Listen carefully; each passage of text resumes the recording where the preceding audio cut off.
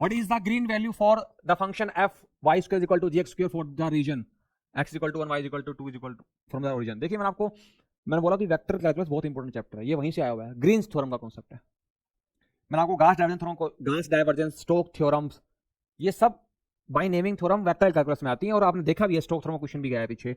गास डाइवर्जेंस के बारे में मैंने आपको बताया था, अब ये ग्रीन्स थ्योरम के बारे में बात कर रहा हूं। तो एक्चुअल में कॉन्सेप्ट पता क्या है, ये ग्रीन्स वैल्यू का मतलब पता क्या होता है, ये ग्रीन्स थ्योरम्स पे जो अपन सरफेस इंटीग्रल लगाते हैं उसकी वैल्यू जानना चाह रहे हैं।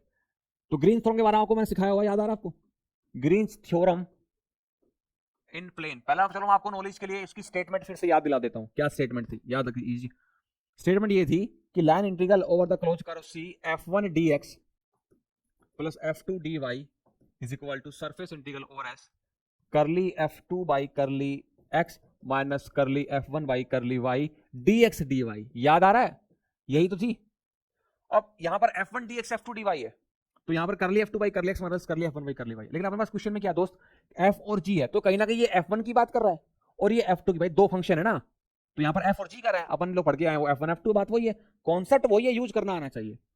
तो अपन से ये चीज जानना चाह रहा है, ग्रीन्स वैल्यू थ्योरम, इसके बारे में जानना चाह रहा है। और देखो लिमिट्स होती है यहाँ पर x और y की, dx dy हो रहा है, तो मतलब x के रेस्पेक्ट में y के रेस्पेक्ट में इंटीग्रेट करेंगे, तो x की लिमिट y की लिमिट यहां से मिलेगी। देखो ओरिजिन बोले तो 0 0, तो x की लिमिट 0 से 1 और y की लिमिट 0 से 2।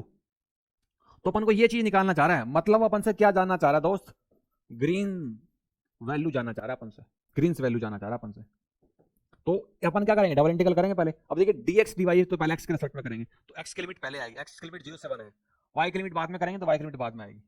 करली f2 बाई करली x, तो अपना तो ये f1 है ये f2 है, तो इसको तो करेंगे विद रिस्पेक्ट टू x, तो x स्क्वायर का विद रिस्पेक्ट टू x क्या हो जाएगा 2x, माइनस लगाना है ये वाला, ये f1 है, इसको विद रिस्पेक्ट टू y करेंगे तो y स्क्वायर का 2y और dx dy। बस सीधा कॉन्सेप्ट यूज कर लिया, कॉन्सेप्ट समझ में आ गया, यूज करो इसका। देखो टू को पहले इसको एक काम करते हैं, टू 0 से 2 बाहर बाहर रखते हैं, पहले इस पर काम करते हैं, विद रिस्पेक्ट टू x करते हैं।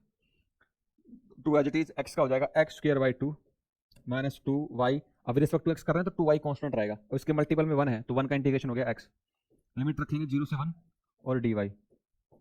जब यहां पर 2 से 2 कट गया, 1 रखेंगे तो 1 आएगा,